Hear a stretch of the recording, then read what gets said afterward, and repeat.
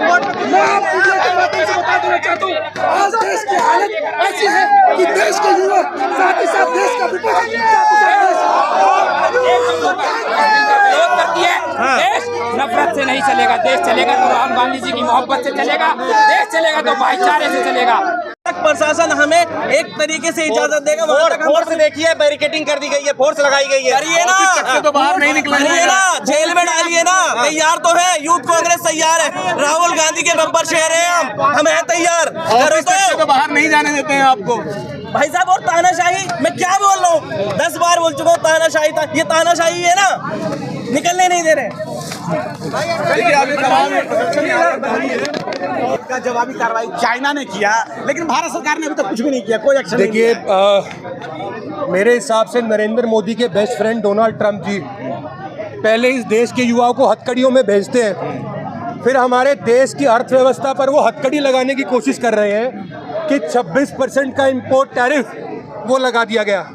और एक तरफ नरेंद्र मोदी जी जाके प्रचार करते ट्रंप के लिए कि अब की बार ट्रंप सरकार, वोट मांगते उनके नाम पे, उनके इलेक्शन एजेंट बन के काम करते हैं। अरे वो वोट मैं आप मीडिया के माध्यम से बता देना चाहता हूँ, आज देश की हालत ऐसी है कि देश के युवा साथ ही साथ देश का विपक्ष विरोध करती है। देश नफरत से नहीं चलेगा, देश चलेगा तो राहुल गांधी जी की मोहब्बत से चलेगा, देश चलेगा तो भाईचारे से चलेगा। ये आप लोग आज क्यों प्रोटेस्ट कर रहे हैं? आज ये जो ट्रंप की नीति ने, काली नीति ने कल 26% टैक्स लगाने का कार्य किया है, जनता को निचोड़ने का कार्य किया है। पहले भारत में बैठी हुई अहंकारी सत्ता मोदी सरकार ने टैक्स लगाकर जनता को निचोड़ने का प्रयास किया। स्टडी जारी है, सरकार कह रही है स्टडी जारी है, आप विश्वास नहीं कर रहे हैं। आप विश्वास कैसे कर ले? 15 साल से सरकार सत्ता में बैठी, 13 साल से पहले जीएसटी से जनता को निचोड़ा, अब ये क्या बोलते हैं 26% टैक्स आयात निर्यात लगाकर गरीब आदमी को निचोड़ने का प्रयास कर रही है। मोदी जी आए, जवाब दें। क्यों नहीं देते जवाब? जवाब देते हैं वो तो हिंदू मुस्लिम पर देते हैं तो नफरती पैगाम को देते हैं। आपको भरोसा नहीं है? सरकार अभी व्यस्त है नफरत फैलाने में, सरकार अभी व्यस्त है नफरत फैलाने में, हिंदू मुस्लिम करने में। सरकार नहीं दे रही ध्यान बेरोजगारी पर। सरकार को आना चाहिए, बेरोजगारी के आंकड़े बताने चाहिए, रोजगार की बात करनी चाहिए, शिक्षा की बात करनी चाहिए, अच्छे अस्पतालों की बात करनी चाहिए।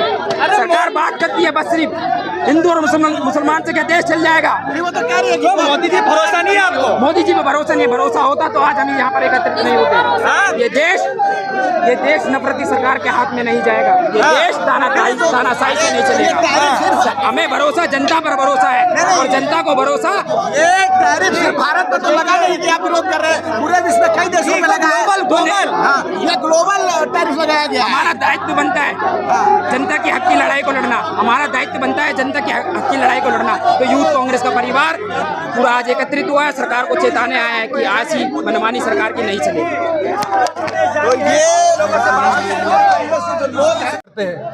तो ये बहुत ही शर्म की बात है कि बीजेपी के एक भी मंत्री की ओर से, प्रधानमंत्री कार्यालय की ओर से इस बात पर कोई आधिकारिक रूप में कोई सफाई नहीं दी गई कि ऐसा कुछ हुआ तो भारत की प्रक्रिया क्या है।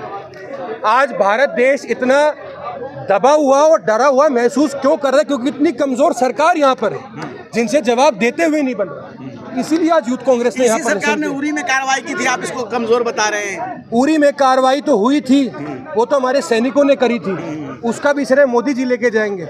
और उससे पहले जो हमले हुए हिंदुस्तान के अंदर, हमारी सेना के कंटोनमेंट में अंदर घुस के हमला हुआ, पुलवामा का हमला भूल जाएंगे। बहुत सेलेक्टिव आपका अप्रोच है, बट कोई नहीं सर, देश को पता है। नहीं, सरकार जो कह रही है हम आपको वो बता रहे हैं, सुने तो सही नहीं। तो इस प्रकार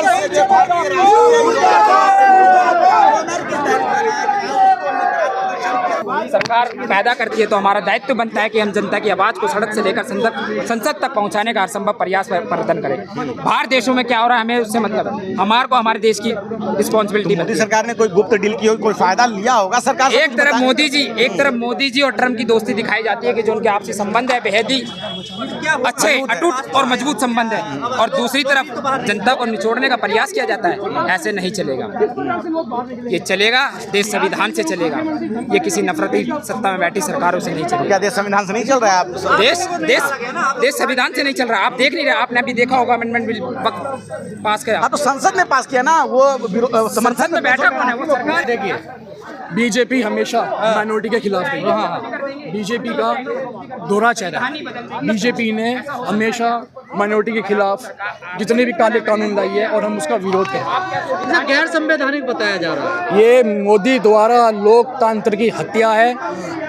अपना वक्फ वोट से लेके 26% टैरिफ तक ये सब नरेंद्र मोदी देश को बेचना चाहते हैं अपने विदेश दोस्तों के हाथों और अडानी अंबानी के हाथों।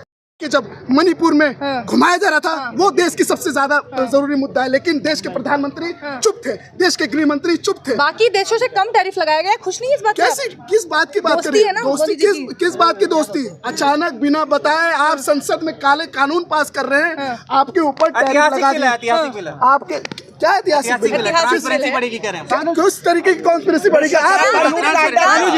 आप इतना तूल दे रहे हैं, आग में घी जो है डालने का काम कर रहे हैं, आप इस तरीके से शोभा दे रहे हैं आपको। मैं आज प्रधानमंत्री की मर्यादा को तार तार कर रहे हैं आप। प्रधानमंत्री जब देश के नागरिकों की मर्यादा की आकलन ना करता है तो हमारा देश के हमारा लोकतंत्र कहता है अगर कोई देश का प्रधानमंत्री इतना निकम्मा हो तो उसके खिलाफ आवाज उठाना हमारा लाजमी है। और उसके खिलाफ मैं आज आपको एक बात बता दूं, जब देश जल रहा था, जब मणिपुर जल रहा था, यही प्रधानमंत्री थे जो चुप थे।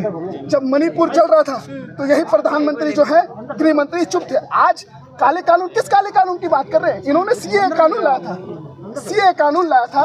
उस सीए के तहत आज तक हमारे हिंदू भाई 2000 तक प्रवासी यहाँ की नागरिकता नहीं ले पाए, लेकिन देश के 15 लाख नागरिक देश छोड़कर चले गए। क्या भटक गए यार, आप भटक कैसे भटक गए? आप देश के मीडिया गए हैं, आप गए हैं। विपक्ष भी तो टैरिफ पे नहीं, मीडिया भी काम हो चुका है। मैं आपको एक बात बताता हूँ, आगे बताइए। मोदी जी ने तो डील किया है, भारत सरकार ने एक बात बताइए। मैं आज आपको बात बता दूं, जब मोदी डरता है पुलिस को आगे करता है। तो क्या आपको सड़कों जब देश क्यों नहीं बवाल करेंगे भाई? हमारा सड़क हमारा लोकतंत्र है, लोक व्यवस्था भी बनाई व्यवस्था के तौर पे हम बवाल कर रहे हैं। आप जो आपको सुनिए मैं बताता हूँ, जब आप देश के मुद्दों को उठाएंगे नहीं तो देश का मुद्दा तो इस युवा ही उठाएगा ना। आप तो उठाने वाले हैं नहीं। देश की मीडिया तो बिक चुकी है। देश की मीडिया क्यों नहीं मीडिया शर्म करे? देश की मीडिया क्यों नहीं पूछी जब हमारे देश की 12 घंटे चर्चा हो रही है, मीडिया उस खबर को 12 घंटे चर्चा हो रही है, उसी 12 घंटे के तहत इन्हीं के ऊपर 26% टैरिफ लगा दिया।